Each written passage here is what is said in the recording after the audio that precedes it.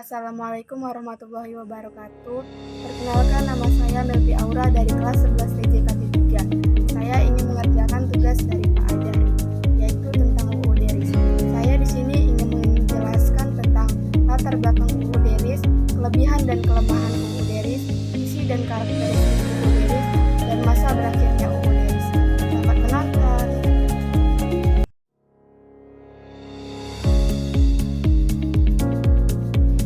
Apa itu UU Deris?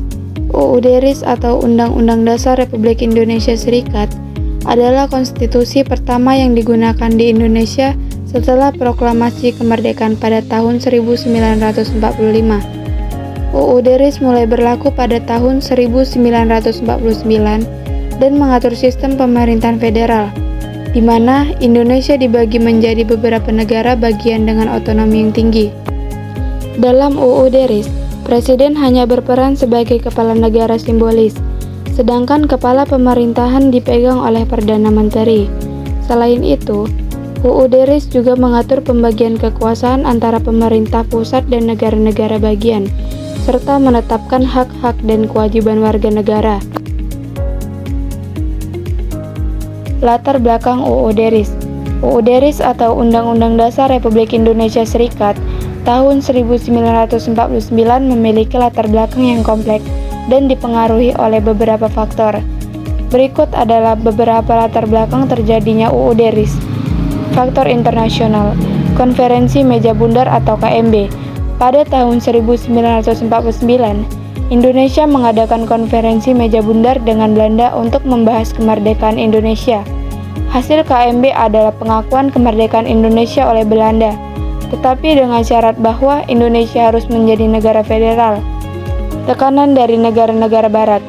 Negara-negara barat, terutama Amerika Serikat, mendukung pembentukan negara federal di Indonesia untuk menghindari komunisme. Faktor internal. Perjuangan kemerdekaan. Indonesia baru saja merdeka dari penjajahan Belanda dan sedang dalam proses membangun negara. Perbedaan ideologi. Terdapat perbedaan ideologi antara para pendiri negara, seperti Soekarno dan Hatta, yang ingin membentuk negara kesatuan, dan mereka yang ingin membentuk negara federal. Kekuatan daerah. Beberapa daerah di Indonesia, seperti Sumatera dan Sulawesi, memiliki kekuatan dan otonomi yang kuat, sehingga ingin membentuk negara federal untuk mempertahankan kekuasaan mereka. Proses pembentukan UU Deris. Sidang Konstituante. Pada tahun 1949, Sidang Konstituante diadakan untuk membahas dan menetapkan UU Deris. Pengaruh dari negara-negara barat. Pengaruh dari negara-negara barat, terutama Amerika Serikat, sangat kuat dalam proses pembentukan UU Deris. Kompromi antara para pendiri negara. UU Deris merupakan hasil kompromi antara para pendiri negara yang memiliki ideologi dan kepentingan yang berbeda-beda. Dengan demikian, UU Deris tahun 1949 merupakan hasil dari proses yang kompleks dan dipengaruhi oleh beberapa faktor, baik internasional maupun internal. Nah, ada kelebihan dan kelemahan UU Deris. Kelebihan UU Deris. Mengakui keberagaman. UU Deris mengakui keberagaman budaya, agama, dan etnis di Indonesia, sehingga membuat konstitusi ini lebih inklusif. Mempromosikan demokrasi. UU Deris mempromosikan demokrasi dan partisipasi warga negara dalam proses pengambilan keputusan. Mengatur hubungan antara pusat dan daerah. UU Deris mengatur hubungan antara pusat dan daerah, sehingga membuat pemerintahan lebih terstruktur. Mempersiapkan Indonesia untuk menjadi negara modern. UU Deris mempersiapkan Indonesia untuk menjadi negara modern dengan mengatur struktur pemerintahan dan hubungan antara negara dan warga negara. Kelemahan UU Deris. Desentralisasi yang berlebihan. UU Deris memberikan otonomi yang luas kepada negara-negara bagian, sehingga menyebabkan desentralisasi yang berlebihan dan melemahkan pemerintahan pusat. Kekuasaan eksekutif yang lemah. UU Deris memberikan kekuasaan yang terlalu besar kepada parlemen, sehingga membuat kekuasaan eksekutif menjadi lemah. Tidak ada jaminan hak asasi manusia. UU Deris tidak memiliki pasal yang secara eksplisit menjamin hak asasi manusia, sehingga membuat hak-hak warga negara tidak terlindungi. Tidak ada mekanisme checks and balances. UUD RIS tidak memiliki mekanisme checks and balances yang efektif, sehingga membuat kekuasaan parlemen menjadi tidak terkendali. Isi UUD RIS. Pembukaan. Mengandung tujuan dan falsafah negara. Bab 1. Bentuk dan kedaulatan negara. Mengatur bentuk negara federal dan kedaulatan negara. Bab 2. Pemerintah federal. Mengatur struktur dan fungsi pemerintah federal. Bab 3. Negara-negara bagian. Mengatur kedudukan dan fungsi negara-negara bagian. Bab 4. Kekuasaan legislatif. Mengatur kekuasaan legislatif dan proses pembuatan undang-undang. Bab 5. Kekuasaan eksekutif. Mengatur kekuasaan eksekutif dan fungsi presiden. Bab 6. Kekuasaan yudikatif.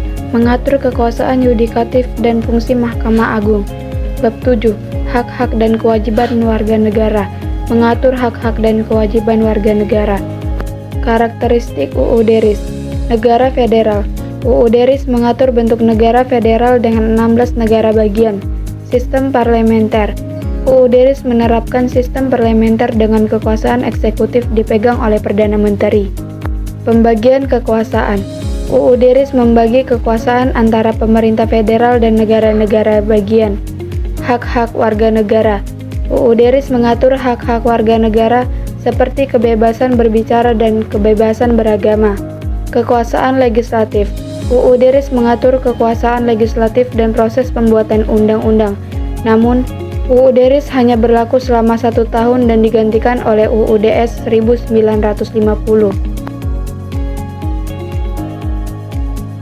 Masa berakhirnya UUD RIS atau Undang-Undang Dasar Republik Indonesia Serikat tahun 1949 berakhir pada tanggal 17 Agustus tahun 1950.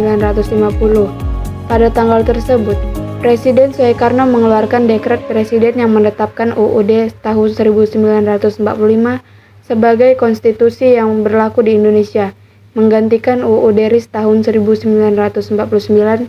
Dekret presiden tersebut dikeluarkan karena beberapa alasan, antara lain kegagalan UUD RIS dalam mengatur negara federal yang efektif, konflik antara pemerintah pusat dan negara-negara bagian, kehendak rakyat Indonesia untuk memiliki konstitusi yang lebih kuat dan efektif.